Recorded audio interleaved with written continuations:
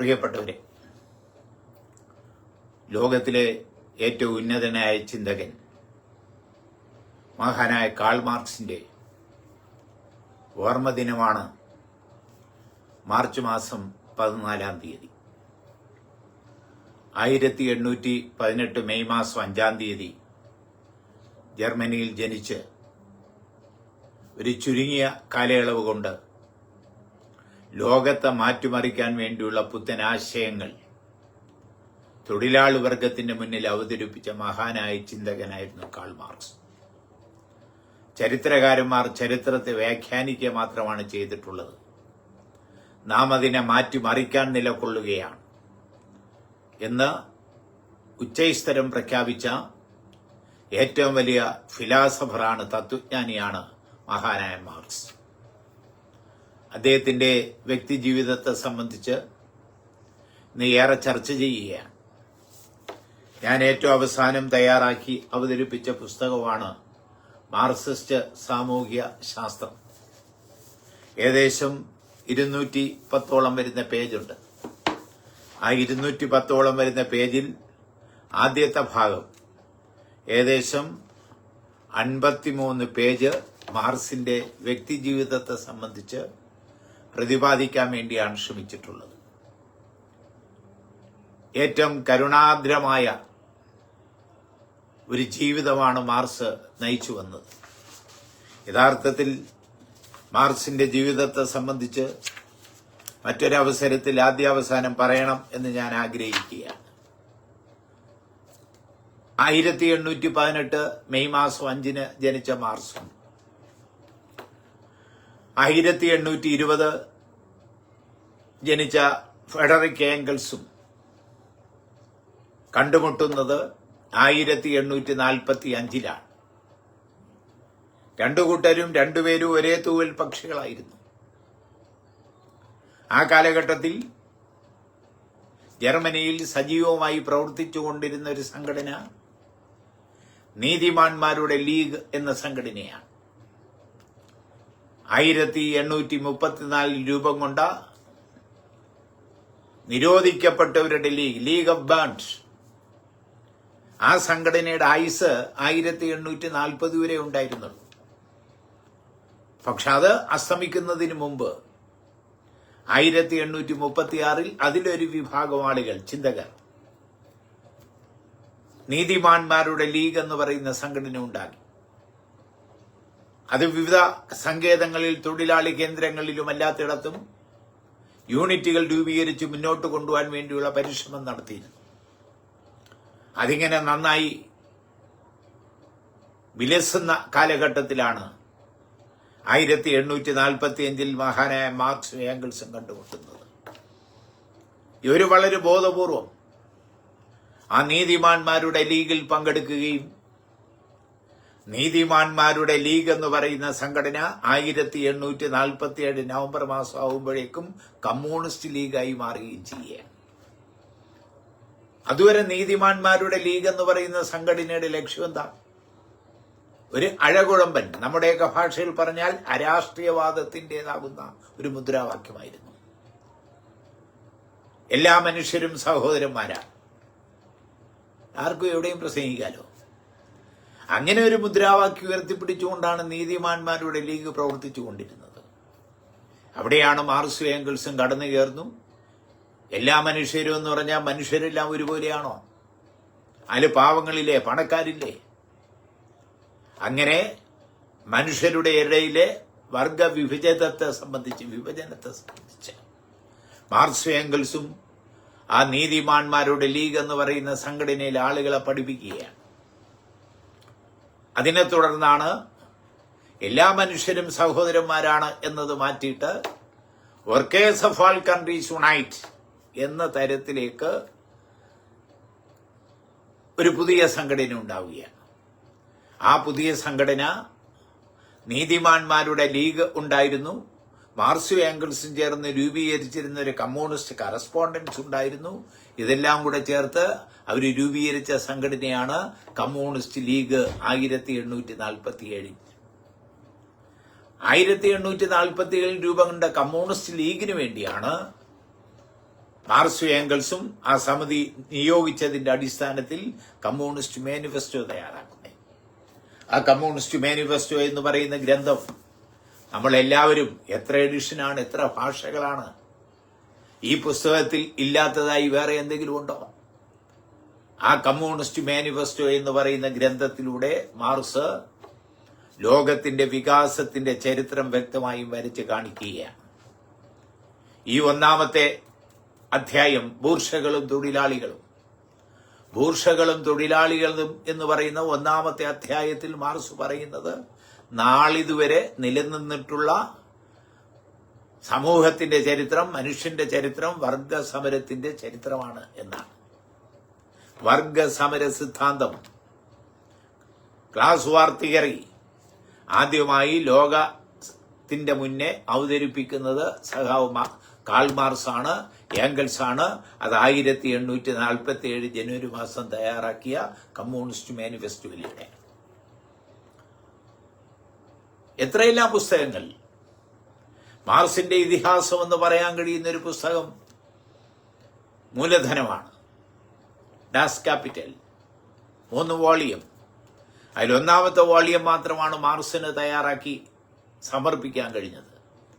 ബാക്കി 2 വോളിയങ്ങൾ മാർക്സ് തയ്യാറാക്കി വെച്ച കുറിപ്പുകളുടെ എല്ലാം അടിസ്ഥാനത്തിൽ സജ്ജമാക്കി പ്രസിദ്ധീകരിക്കാൻ വേണ്ടി മുൻകൈയെടുത്തത് മാർക്സിന്റെ സഹാവ് ഏംഗൽസ് ആയിരുന്നു.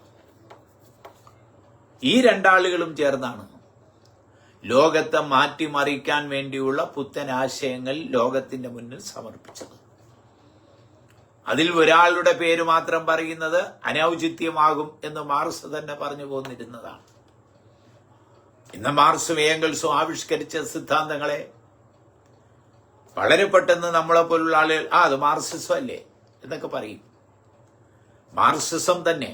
പക്ഷേ മാർക്സ് ആവിഷ്കരിച്ച സിദ്ധാന്ത പേരിൽ നിന്ന് വേണമെങ്കിൽ അങ്ങനെ വ്യാഖ്യാനിക്കാലോ. അങ്ങനെ വ്യാഖ്യാനിക്കുന്നതിനോട് മാർക്സിനെ അതിന് യോജിപ്പുമില്ലായിരുന്നു.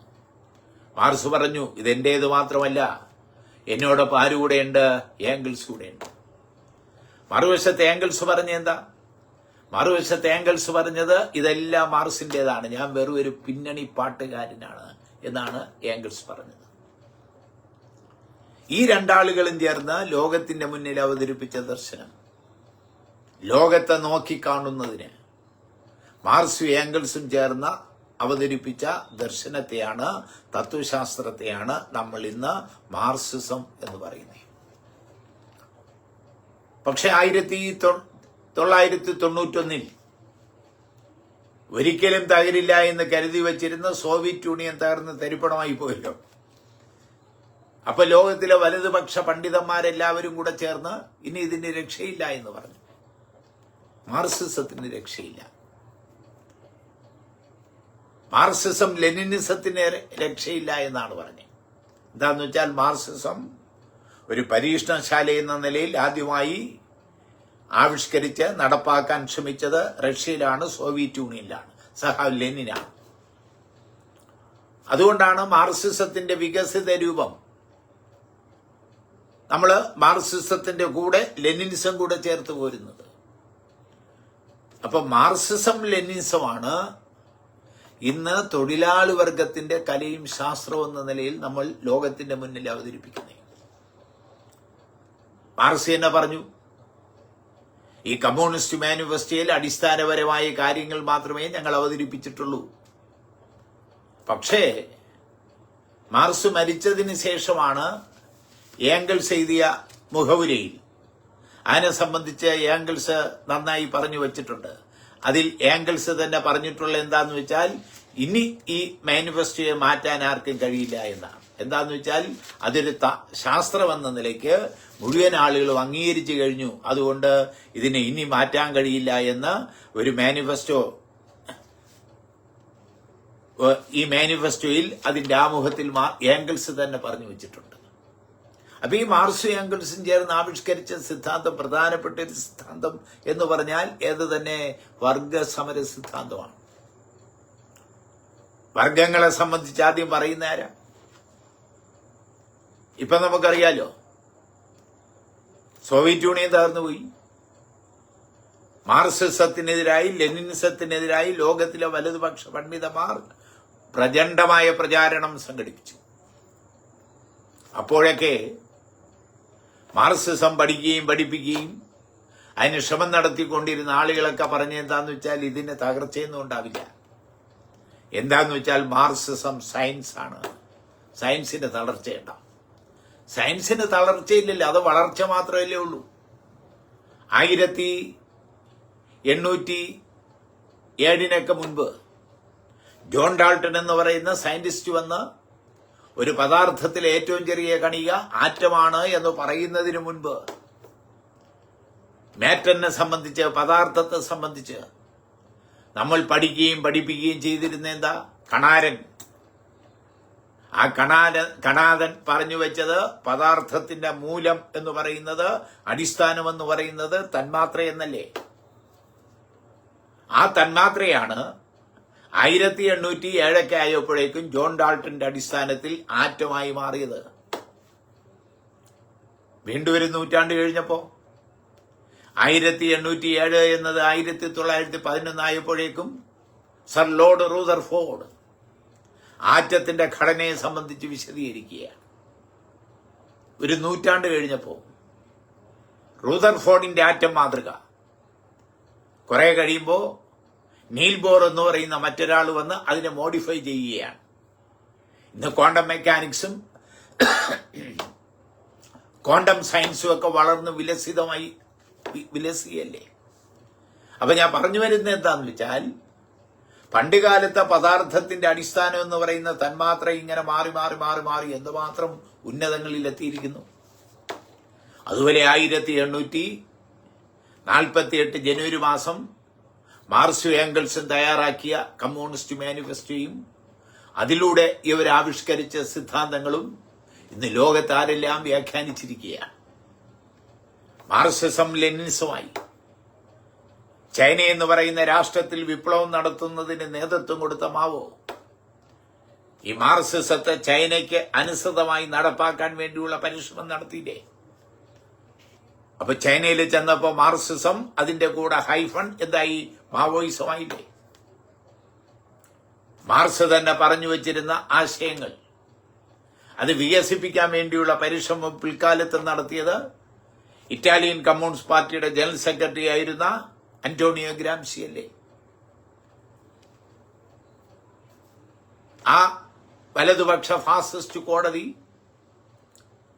അന്റോണിയോ ഗ്രാംഷിയെ അറസ്റ്റ് ചെയ്ത് ജയിലിൽ പാർപ്പിച്ച് അദ്ദേഹത്തിനെതിരായ കുറ്റവിചാരണം നടത്തുമ്പോൾ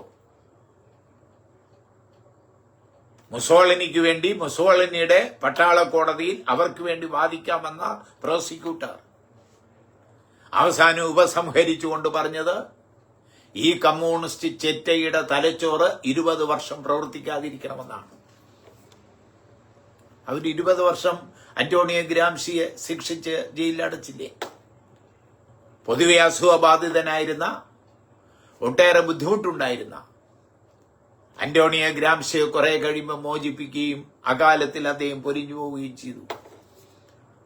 ആന്റോണിയോ ഗ്രാംഷി മാർക്സിസത്തെ സംബന്ധിച്ച്, മാർക്സിന്റെ ഏറ്റവും സുപ്രധാനമായ സിദ്ധാന്തമെന്ന് നമ്മളെല്ലാം ഇന്ന് പറയുന്ന വർഗസമര സിദ്ധാന്തത്തെ സംബന്ധിച്ച്, അതിന്റെ അടിത്തറയെ സംബന്ധിച്ച്, അതിന്റെ മേൽക്കൂരയെ സംബന്ധിച്ച് നടത്തിയ വികസനം, പ്രവർത്തനം, അല്ലെങ്കിൽ അതിനെ സംബന്ധിച്ച് അദ്ദേഹം ആവിഷ്കരിച്ച ചിന്തകൾ എന്ന് പറഞ്ഞാൽ വളരെ വളരെ വളരെ വലുതല്ലേ?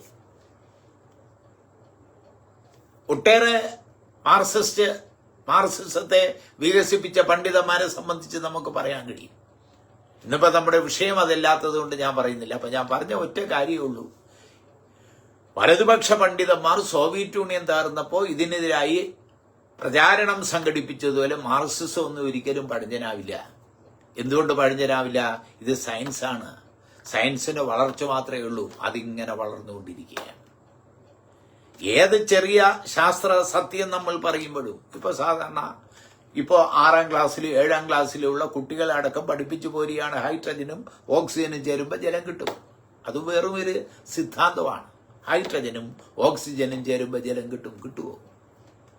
ഹൈഡ്രജനും ഓക്സിജനും ചേർന്ന് ജലം കിട്ടണമെങ്കിൽ വാതകാവസ്ഥയിലുള്ള ഹൈഡ്രജനും ഓക്സിജനും സംയോജിക്കുവാൻ വേണ്ടിയുള്ള സാഹചര്യം നമ്മൾ ഒരുക്കി കൊടുക്കണം.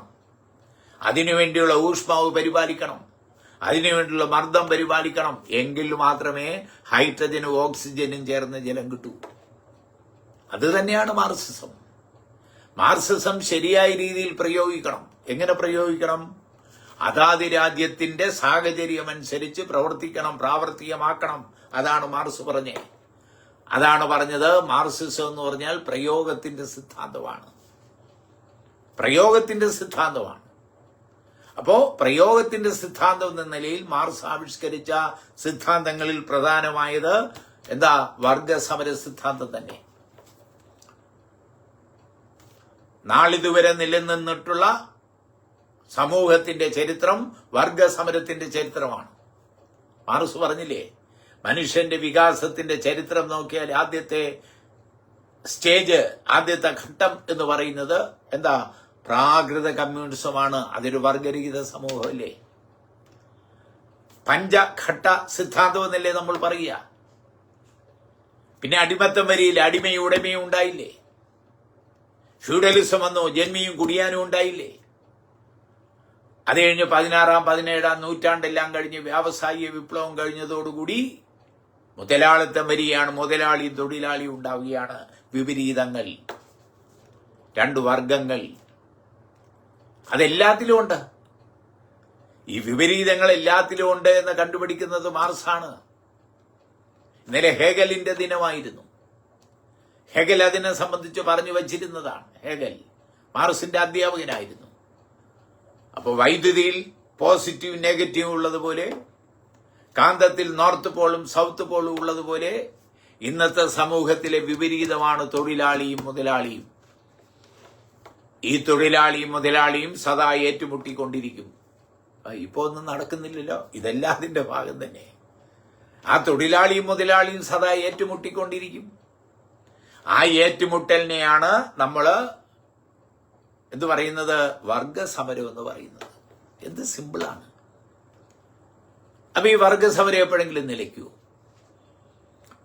2018 മാർക്സിന്റെ 200-ാം ജന്മദിനം പ്രമാണിച്ച് ടെറി ഈഗിൾട്ടൺ രചിച്ച പുസ്തകം മാർക്സ് ആണ് ശരി. ഞാൻ പലപ്പോഴും സൂചിപ്പിച്ചിട്ടുണ്ട്. ആ ടെറി ഈഗിൾട്ടന്റെ പുസ്തകത്തിൽ 1-ാമത്തെ അധ്യായത്തിൽ അദ്ദേഹം തുടങ്ങുന്നത് തന്നെ മാർക്സിസം ലോകത്ത് അസ്തമിച്ചു എന്ന് പറഞ്ഞാൽ, അങ്ങനെ സ്ഥിതിവിശേഷം ഉണ്ടായാൽ അതിൽ ഏറ്റവും അധികം സന്തോഷിക്കുന്നത് മാർക്സിസ്റ്റുകാരായിരിക്കുമെന്നാണ്. മാർക്സിസം ലോകത്ത് അസ്തമിച്ചു എന്നൊരു സ്ഥിതിവിശേഷം വന്നാൽ അതിൽ ഏറ്റവും അധികം സന്തോഷിക്കുന്നത് മാർക്സിസ്റ്റുകാരായിരിക്കും. ഇതാണ് ആര് പറഞ്ഞത്? ഈ ടെറി ഈഗിൾട്ടൺ പറഞ്ഞത്. എന്തിനാ അങ്ങനെ പറഞ്ഞേ? അദ്ദേഹത്തിന് വളരെ വ്യക്തമായി അറിയാം, ലോക രാഷ്ട്രീയ രംഗത്ത് മുതലാളിത്തം ഇല്ലാതാവുന്നില്ല. മുതലാളിത്തം നിലനിൽക്കുന്നിടത്തോളം അവിടെ കമ്മ്യൂണിസ്റ്റ് പാർട്ടി ഉണ്ടോ, മാർക്സിസ്റ്റ് പാർട്ടി ഉണ്ടോ, അവരുടെ സംഘടനാ കരുത്ത് വളരെ വലുതാണോ, അതൊന്നും നോക്കുന്നില്ല. മുതലാളി ഉണ്ടെങ്കിൽ അതിന്റെ വിപരീതം എന്ന നിലയ്ക്ക് അതിന്റെ കൂടെ തൊഴിലാളി ഉണ്ടാവും. അപ്പൊ മുതലാളി ഇല്ലാതായാലേ ആരില്ലാതാവൂ? തൊഴിലാളി ഇല്ലാതാവും. അങ്ങനെ മുതലാളിത്തം ഇല്ലാതായാൽ തൊഴിലാളി ഇല്ലാതാവും. അങ്ങനെ ഒരു വർഗരഹിത സമൂഹത്തിന്റെ കാലഘട്ടം ഭാവിയിൽ നമുക്കിവിടെ ഉയർന്നു വന്നാൽ അതിലേറ്റവും കൂടുതൽ സന്തോഷിക്കുന്നത് മാർക്സിസ്റ്റുകാരായിരിക്കുമെന്നാണ് ടെറി ഈഗിൾട്ടൺ പറഞ്ഞത്. ഇപ്പൊ വർഗസമരം ഒരിക്കലും തീരുന്നതല്ല. മാർക്സ് പറഞ്ഞു വെച്ചതിനെ ചിലരൊക്കെ പറയുന്നത് പഴഞ്ചൻ തത്വശാസ്ത്രമല്ലേ, യാഥാസ്ഥിതികമായ തത്വശാസ്ത്രമല്ലേ, ഇങ്ങനെയൊക്കെ പറഞ്ഞ് ആക്ഷേപിക്കുന്നില്ലേ? ആരൊക്കെ എന്തൊക്കെ തന്നെ ആക്ഷേപങ്ങൾ ഉന്നയിച്ചാലും വർഗസമര സിദ്ധാന്തത്തിന് ഒരിക്കലും മരണം ഉണ്ടാവില്ല. അതിന്റെ അടിത്തറയെ സംബന്ധിച്ച്, അതിന്റെ മേൽക്കൂരയെ സംബന്ധിച്ച്, അടിത്തറ എന്ന് പറയുന്ന സാമ്പത്തിക മേഖലയെ സംബന്ധിച്ച്, മേൽക്കൂരയെ സംബന്ധിച്ച് എന്ന് പറഞ്ഞാൽ ആശയരംഗത്തെ സംബന്ധിച്ചും രാഷ്ട്രീയ രംഗത്തെ സംബന്ധിച്ചും മാർക്സ് ഒട്ടനവധി കാര്യങ്ങൾ പറഞ്ഞു വച്ചില്ലേ. അതൊരിക്കലും തീരുന്നതല്ല. പിന്നെ മാർക്സ് ദർശനത്തിന്റെ ഭാഗമായി അവതരിപ്പിച്ച പ്രധാനപ്പെട്ട സുപ്രസിദ്ധമായ തിയറിയാണ് ഡയലക്റ്റിക്കൽ മെറ്റീരിയലിസം, വൈരുദ്ധ്യാത്മക ഭൗതികവാദം. വിപരീതങ്ങളുണ്ട്. ആ വിപരീതങ്ങൾ എന്ത് ചെയ്യാണ്? സദാ ഏറ്റുമുട്ടുകയാണ്. ആ ഏറ്റുമുട്ടൽ ഇങ്ങനെ അനുസ്യൂതമായി അനന്തമായി നടക്കൂ? അതിന്റെ സമയമായില്ലല്ലോ. അത് സമയമാവുമ്പോ അത് നിൽക്കട്ടെ. അപ്പോ ആ വിപരീതങ്ങൾ സദാ ഏറ്റുമുട്ടിക്കൊണ്ടിരിക്കുന്നു. ആ ഏറ്റുമുട്ടൽ കുറെ കഴിയുമ്പോൾ ഐക്യത്തിലേക്ക് എത്തണം. വീണ്ടും അതിലണിനിരക്കേണ്ടുന്ന തൊഴിലാളി വർഗത്തെ സമരസജ്ജരാക്കി മാറ്റിക്കൊണ്ട് വീണ്ടും സമരത്തിലേക്ക് പോകണം. അപ്പൊ സമരം, ഐക്യം, വീണ്ടും സമരം. അതാണ് വൈരുദ്ധ്യാത്മക ഭൗതികവാദത്തിലൂടെ മാർക്സ് ആവിഷ്കരിക്കുന്നത്.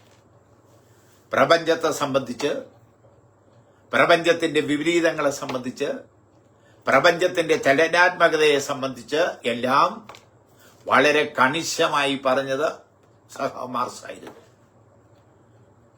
അത് പറയുമ്പോൾ ഒന്നുകൂടെ ചേർത്ത് പറഞ്ഞു പോവാമെന്ന് തോന്നുന്നു. പ്രപഞ്ചത്തെ സംബന്ധിച്ച്, പ്രകൃതിയെ സംബന്ധിച്ച് മാർക്സിനെക്കാളും നന്നായി പഠിച്ചത് ഫ്രെഡറിക് ഏംഗൽസ് ആണ്. ഫ്രെഡറിക് ഏംഗൽസിന്റെ ഏറ്റവും സുപ്രസിദ്ധമായ ഇതിഹാസ തുല്യമായ ഒരു കൃതിയാണ് ഡയലക്റ്റിക്സ് ഇൻ നേച്ചർ, പ്രകൃതിയിലെ വൈരുദ്ധ്യാത്മകത. അത് ഏംഗൽസിന്റെ കൃതിയാണ്, മാർക്സിന്റെ അല്ല, ഏംഗൽസിന്റെ കൃതിയാണ്. അപ്പോ വൈരുദ്ധ്യാത്മക ഭൗതികവാദം വികസിപ്പിച്ചെടുക്കുന്നതിന് മാർക്സ് അതുവരെയുള്ള വൈജ്ഞാനിക ശാഖയിലെ എല്ലാ സിദ്ധാന്തങ്ങളും പഠിക്കുകയാണ്. ചാൾസ് ഡാർവിന്റെ എവല്യൂഷൻ തിയറി പഠിക്കുന്നു, വില്യം മോർഗന്റെ നരവംശാസ്ത്രം പഠിക്കുന്നു, ലോക രാഷ്ട്രീയ രംഗത്ത് നിലവിലിരുന്ന എല്ലാ ആശയങ്ങളും പഠിക്കുന്നു. അതുകൊണ്ടാണ് ലെനിൻ തന്നെ പറഞ്ഞു, ഈ മാർക്സിസം എന്ന് പറഞ്ഞാൽ സ്വയംഭൂവല്ല, ഏതെങ്കിലും അമ്പലത്തിന്റെ ചുവട്ടിൽ ചെന്ന് കുത്തിയിരുന്ന ഉൾവിളി ഉണ്ടായതല്ല. പിന്നെയോ മാർക്സിസത്തിന് അതിൻ്റെതായ ഉറവിടങ്ങളുണ്ട് എന്നാണ് ലെനിൻ പറഞ്ഞത്. ലെനിന്റെ ഏറ്റവും സുപ്രസിദ്ധമായ പുസ്തകത്തിന്റെ പേര് തന്നെ മാർക്സിസത്തിന്റെ 3 ഉറവിടങ്ങൾ. അങ്ങനെ സവിസ്തരം പരത്തി പറയാൻ ഇന്നിപ്പോ സമയമില്ല, അങ്ങനെ പറയുന്നതും ശരിയല്ല. ആ മാർക്സിസത്തിന്റെ 3 ഉറവിടങ്ങൾ എന്ന് പറയുന്ന ആ ലെനിന്റെ ഗ്രന്ഥത്തിൽ മാർക്സിസത്തിന്റെ വരവിനെ സംബന്ധിച്ച് നന്നായി പറയുന്നുണ്ട്. അപ്പൊ വർഗസമര സിദ്ധാന്തം കഴിഞ്ഞാൽ മാർക്സ് പ്രപഞ്ച വീക്ഷണം എന്ന നിലയ്ക്ക് അവതരിപ്പിച്ച സുപ്രസിദ്ധമായ തിയറിയാണ് ഏത്? വൈരുദ്ധ്യാത്മക ഭൗതികവാദം. അവിടെ വന്നപ്പോ മാർക്സ് അദ്ദേഹം വിനയാന്വിതനാവുകയാണ്. മാർക്സ് പറഞ്ഞത് എന്റേതേ അല്ല, എനിക്ക് മുന്നേ പ്രവർത്തിച്ചിരുന്ന ഹേഗലും അതിനുശേഷം വന്ന ഫെയർബാഗും പറഞ്ഞു വെച്ചിരുന്ന കാര്യങ്ങൾ ഞാൻ നേരെ ചൊവ്വേ പറഞ്ഞു എന്നേ ഉള്ളൂ. അവര് പറഞ്ഞത് തലകുത്തനെ ആയിപ്പോയി. ഒരാള് ഭൗതികവാദത്തെ സംബന്ധിച്ച് പറഞ്ഞു, അതിൽ ഡയലക്റ്റിക്സ് ഇല്ല. മറ്റൊരാള് ഡയലക്റ്റിക്സ് പറഞ്ഞു, അതിലെന്തില്ല? ഭൗതികവാദമില്ല. അങ്ങനെ തലകുത്തനെ പറഞ്ഞു വെച്ചിരുന്ന കാര്യങ്ങൾ നേരെ പിടിച്ച് നിർത്തുകയാണ് ഞാൻ ചെയ്തത് എന്നാണ് മാർക്സ് അവകാശപ്പെട്ടത്. അതാണ് മാർക്സിന്റെ ഏറ്റവും സുപ്രസിദ്ധമായ ക്ലാസിക് തിയറി. ഇതൊക്കെ 4-5 മണിക്കൂർ ഉദാഹരണ സഹിതം പഠിപ്പിക്കേണ്ടുന്ന വിഷയങ്ങളാണ്. അതാണ് ഡയലക്റ്റിക്സ് ഇൻ നേച്ചർ, വൈരുദ്ധ്യാത്മക ഭൗതികവാദം. കുറെ കഴിയുമ്പോൾ ഈ വൈരുദ്ധ്യാത്മക ഭൗതികവാദം എങ്ങനെ ചരിത്രത്തിൽ പ്രയോഗിക്കാം എന്നതിനെ സംബന്ധിച്ചാണ് മാർക്സ് ആലോചിക്കുകയും പഠിക്കുകയും ചെയ്തത്. വൈരുദ്ധ്യാത്മക ഭൗതികവാദം എങ്ങനെ ചരിത്രത്തിൽ പ്രയോഗിക്കാം. ആ തിയറിയെ, ആ സിദ്ധാന്തത്തെ നമ്മൾ വിളിക്കുന്നത് ചരിത്രപരമായ ഭൗതികവാദം, ഹിസ്റ്റോറിക്കൽ മെറ്റീരിയലിസം. അവിടെയാണ് ഈ പഞ്ചഘട്ട സിദ്ധാന്തത്തെ സംബന്ധിച്ച് മാർക്സ് പറയുന്നത്. മനുഷ്യന്റെ വികാസത്തിന്റെ ചരിത്രം, പ്രാകൃത കമ്മ്യൂണിസം, അടിമത്തം, ഫ്യൂഡലിസം, മുതലാളിത്തം, അത് കഴിഞ്ഞ് സോഷ്യലിസത്തിലേക്ക് പോണം. ഇത് മാർക്സ് അല്ലാതെ വേറെ ആരാ പറഞ്ഞത്? അങ്ങനെ മാർക്സിസം എന്ന് പറയുന്ന ആ സുപ്രസിദ്ധമായ സിദ്ധാന്തത്തെ അവഗണിച്ചുകൊണ്ട് ഇന്നത്തെ രാഷ്ട്രീയ സാഹചര്യത്തിൽ ഒരു പ്രതിഭാസത്തിനും നിലനിൽക്കാനാവില്ല. ഇന്ന് ലോകത്തിലെ ചിന്തകന്മാരെ നമുക്ക് 2ആയി തരംതിരിക്കാം. ഒന്ന് മാർക്സിസ്റ്റ് അനുകൂലികളും മറ്റൊന്ന് മാർക്സിസത്തെ എതിർക്കുന്നവരും. അതാണ് ആ ക്ലാസിഫിക്കേഷന്റെ പ്രത്യേകത എന്ന് പറഞ്ഞാൽ. അത്രമാത്രം അക്കാഡമീഷ്യൻസിനെയും ചരിത്രം പഠിക്കുന്ന ആളുകളെയും ചിന്തകരെയും എല്ലാം സ്വാധീനിച്ചിട്ടുള്ളൊരു സിദ്ധാന്തമായി മാർക്സിസം മാറിക്കഴിഞ്ഞില്ലേ? ഞാൻ പലപ്പോഴും പറഞ്ഞിട്ടുണ്ട്, 2-3 വർഷത്തിനു മുമ്പ് BBC അടക്കം നടത്തിയ ഒരു സർവേയിൽ 20-ാം നൂറ്റാണ്ടിലെ ഏറ്റവും വലിയ ചിന്തകനാരായിരുന്നു? അതിനെ സംബന്ധിച്ചുള്ള പഠനമാണ്. 20-ാം നൂറ്റാണ്ടിലെ ഏറ്റവും വലിയ ചിന്തകൻ ആര് എന്നതിനെ സംബന്ധിക്കുന്ന പഠനം BBC നടത്തിയപ്പോ അവര് ചെന്നെത്തിയ ഉത്തരം മഹാനായ മാർക്സ് എന്നാണ്. അപ്പോ മാർക്സ് വർഗസമര സിദ്ധാന്തം പറയുന്നു, വൈരുദ്ധ്യാത്മക ഭൗതികവാദം പറയുന്നു. അതും കഴിഞ്ഞ് ഏത് പറയുന്നു? ഈ വൈരുദ്ധ്യാത്മക ഭൗതികവാദം ചരിത്രത്തിൽ എങ്ങനെ പ്രയോഗിക്കാമെന്നതിനെ സംബന്ധിച്ച് പഞ്ചഘട്ട സിദ്ധാന്തത്തിലൂടെ ചരിത്രപരമായ ഭൗതികവാദം പറയുകയാണ്. ഇതും കഴിഞ്ഞാണ്, ഇതിന് സമാന്തരമായിട്ടാണ് മാർക്സ് ഏകദേശം 20 വർഷം അദ്ദേഹത്തിന്റെ ജീവിതത്തിലെ 20 വർഷം അദ്ദേഹത്തിന്റെ ഏറ്റവും സുപ്രസിദ്ധമായ തിയറി പുസ്തകം ഏതാ? മൂലധനം എന്ന പുസ്തകത്തിന് വേണ്ടി അദ്ദേഹം ജീവിതം മാറ്റിവെക്കുകയാണ് ഉണ്ടായത്.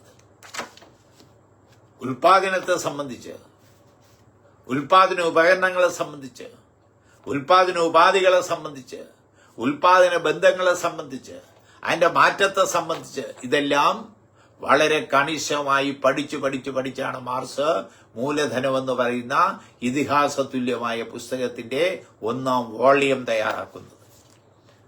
തികച്ചും യാതനാപരമായ ഒരു ജീവിതവും പ്രവർത്തനവുമായിരുന്നു മാർക്സിന്റേത്. തികച്ചും യാതനാപൂർണമാണ്. മാർക്സിന്റെ വ്യക്തിജീവിതം നമ്മൾ വായിക്കുമ്പോൾ എത്ര കുട്ടികളാണ് മരിച്ചു വീണത് ആഹാരമില്ലാതെ? കരയുന്ന കുഞ്ഞിന് കരച്ചിലകറ്റാൻ വേണ്ടി ഒരു കളിപ്പാട്ടം വാങ്ങിച്ചു കൊടുക്കാൻ പണമില്ലായിരുന്നു. ചുണ്ട് ഒന്ന് നനച്ചു കൊടുക്കാൻ വേണ്ടി പാല് വാങ്ങിക്കാൻ പണമില്ലായിരുന്നു. മരിച്ചു വീഞ്ഞ കുഞ്ഞിനെ അടക്കം ചെയ്യുന്നതിന് ശവപ്പെട്ടി വാങ്ങിക്കാൻ പൈസയില്ലായിരുന്നു. ഇതെല്ലാം കണ്ടപ്പോഴാണ് മാർക്സിന്റെ അമ്മ തന്നെ പറഞ്ഞു, ഇവൻ മൂലധനം എഴുതി തയ്യാറാക്കാൻ വേണ്ടി ചെലവഴിച്ച പണം ഉണ്ടായിരുന്നെങ്കിൽ കുറച്ച് മൂലധനം ഒരുക്കാമായിരുന്നു എന്ന്. അത്രമാത്രം യാതനാപൂർണമായ ജീവിതമാണ് നയിച്ചത്. തൊഴിലാളിക്ക് എങ്ങനെയാണ് ലാഭം ഒരുക്കിയെടുക്കാൻ കഴിയുന്നത്? തൊഴിലാളി എന്ന് പറഞ്ഞാൽ പരമാവധി ലാഭം ഉണ്ടാക്കിയെടുക്കണം. മുതലാളി എന്ന് പറഞ്ഞാൽ പരമാവധി ലാഭം ഉണ്ടാക്കിയെടുക്കണം. തൊഴിലാളി എന്ന് പറഞ്ഞാലോ ചെയ്യുന്ന ജോലിക്ക് അധ്വാനത്തിന് ന്യായമായ കൂലി ലഭിക്കണം. അപ്പൊ തൊഴിലാളിക്ക് ന്യായമായ കൂലി ലഭിക്കണം.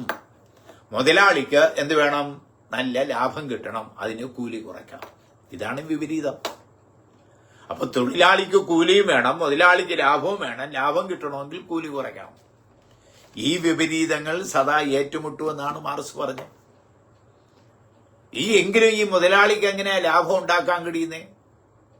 അതിനുവേണ്ടി സാമ്പത്തിക രംഗത്തെ സംബന്ധിച്ച് പൊളിറ്റിക്കൽ എക്കോണമി നന്നായി മാർക്സ് പഠിക്കുകയും അതാണ് മൂലധനം എന്ന് പറയുന്ന അദ്ദേഹത്തിന്റെ ഏറ്റവും വലിയ ഗ്രന്ഥങ്ങളിലൂടെ ലോകത്തിന്റെ മുന്നിൽ അവതരിപ്പിച്ചിരിക്കുന്നത്.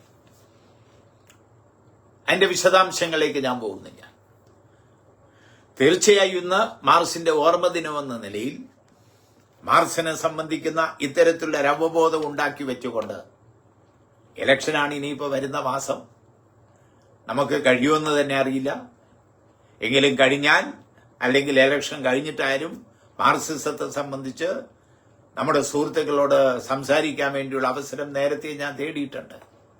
അപ്പൊ ഇതിന്റെ ഇടയിലും മാർക്സിന്റെ ജീവിതത്തെ സംബന്ധിച്ച്, മാർക്സിന്റെ വർഗസമര സിദ്ധാന്തത്തെ സംബന്ധിച്ച്, മാർക്സിന്റെ വൈരുദ്ധ്യാത്മക ഭൗതികവാദത്തെ സംബന്ധിച്ച്, ചരിത്രപരമായ ഭൗതികവാദത്തെ സംബന്ധിച്ച്, മിച്ചമൂല്യ സിദ്ധാന്തത്തെ സംബന്ധിച്ച് ഇതെല്ലാം വരുന്ന ദിവസങ്ങളിൽ വെവ്വേറെ ടോപ്പിക്കുകളായി എടുത്തുകൊണ്ട്, വിഷയങ്ങളായി എടുത്തുകൊണ്ട് പ്രതിപാദിക്കേണ്ടുന്നതാണ് എന്ന് മാത്രം സൂചിപ്പിച്ചുകൊണ്ട് ആ മഹാനായ ചിന്തകന്റെ, ആ മഹാനായ മഹർഷിവര്യന്റെ ഓർമ്മകൾക്ക് മുന്നിൽ ഒരു കുടി രക്തപുഷ്പങ്ങൾ ചാർത്തിക്കൊണ്ട് ഈ അനുസ്മരണ സമ്മേളനം തൽക്കാലം ഞാൻ ഉപസംഹരിക്കുകയാണ്. പ്രിയപ്പെട്ട സഹാക്കളെ, അഭിവാദനങ്ങൾ.